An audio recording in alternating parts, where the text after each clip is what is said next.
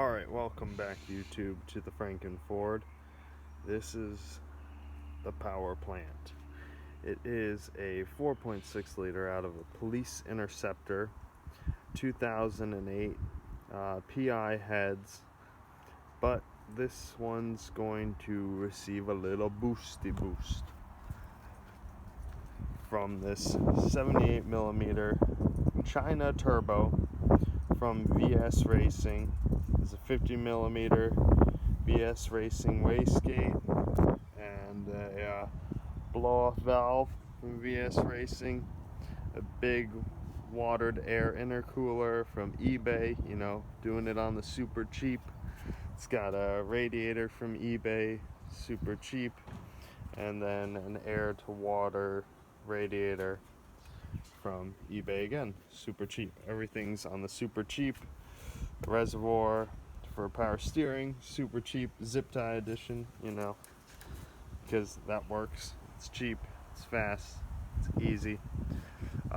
Throttle body is a China throttle body because I needed to run cable, not fly-by-wire throttle.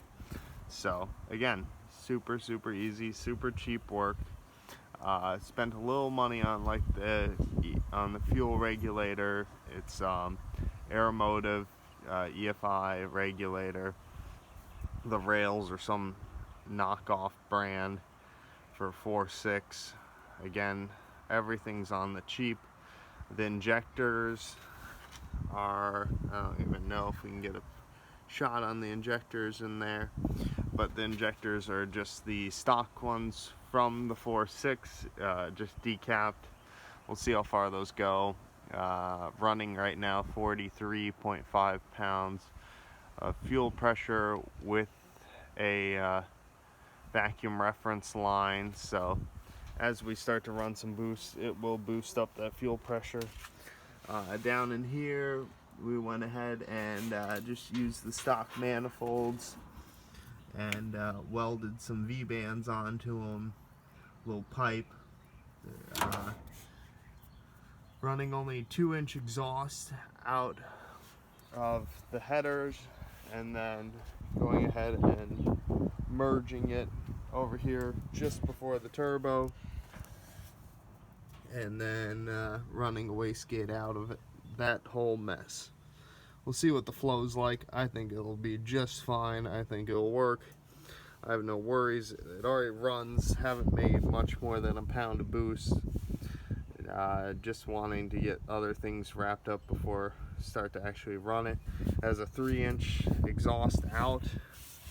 All the wiring sits right here on the hot exhaust. Perfect spot to have your wiring. It's 100% safe. Won't melt your car down to the ground ever. Yeah, it's a 4.6. It's stock. They say the rods are weak in these. We'll see. We might put one through the side of the block, and then we'll just go buy another one. This one I got for 420 bucks. Has 70,000 miles on it. Pulled the bearings out. The bearings look mint. I mean, like glass. Unbelievably beautiful. Engine runs fine. All the injectors work. All the coils work. I have cooler plugs in it. I have a Y band from AEM. Don't have the alternator working yet. It does have fans. Haven't wired those up yet. They're just, again, junkers. I think they're like 20 bucks for the pair. Something stupid cheap. Yeah, it all fits in here.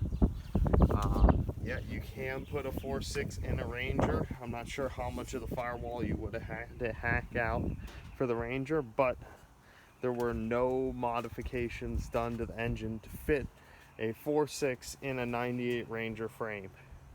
None. It fits perfectly. There's about 1 inch of space between the oil pan and the frame rails, and yeah, and then just took some plate steel 3/16, chopped it up, drilled it, welded it on. Beautiful. Mounts done. Yeah, we're running the classic Fram oil filter. Everyone hates them. I love them. I've never had a problem with them. I think it's user error that normally results in horrible opinions of those oil filters. Did replace the bolts for the headers because I had to flip the one header around on the passenger side, and just easier to replace them. $10 for a new set of bolts, way easier than trying to reuse the old ones. I don't know if you can see with all the sunlight, but this header's been flipped around. Works pretty well for a turbo fab. Just bring the other side underneath this header and then just merge them up right here with some big gooey welds. I know if you're a welder, you probably love my welds. They're awesome. They are amazing. And then if you see here, this is all epoxy. I did drop this engine when getting it out of my truck. You know, one of those things. It happens. You live and you learn. But so far, haven't found any damage to the engine. And yeah, this thing's pretty mint. You can see down in there, there's no yellowing from old oil. It's all nice and shiny still, almost looks new. I am a little worried about ring end gap. I think the ring end gap might still be almost stock. So probably going to use this motor, run maybe up to 10 pounds of boost in it, and then gonna pull it out, gonna put a set of rods in it, and gonna open up that ring gap, and then we'll start running 14.7 pounds of boost, and then I have a solenoid already for high boost, and we'll set high boost at like 20, and that should get us into maybe the 600 horsepower mark. But who knows, we might need to upgrade the fueling system. Right now the fueling system is this pile of crap laying on the floor. It is a Bosch 044 pump, one of the old Porsche pumps, and it's brand new. It's $100, pretty cheap for a frame mounted fuel pump. And yes, I am just running fuel line.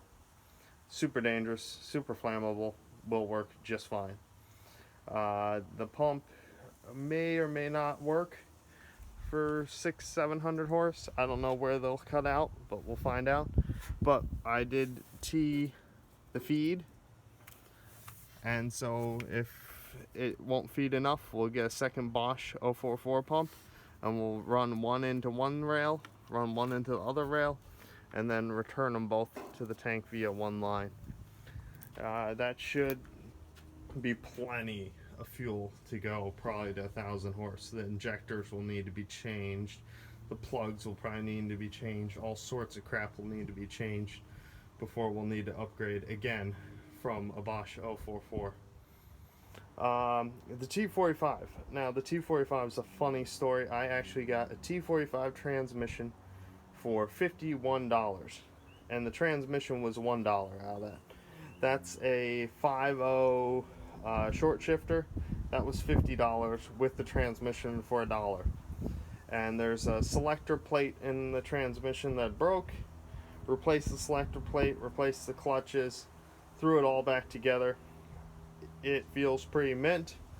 I haven't been able to drive it yet, but feels smooth, shifts through all the gears nicely, and was huge savings. So T45 to the win now. We'll see when it blows up. I think the clutch will burn up well before the transmission blows, but what do I know? And yes, do you love my welds? Yes, I am a welder by trade. No, not at all. I've been welding for, well, I only started welding with this project. Everything feels sturdy. I can smash it with a 2-pound hammer and nothing breaks. I think it's strong enough. Have to make sure it's really strong on the roll cage and whatnot. Those are the welds that really matter. Most of this, once it was tacked in, that's really pretty strong.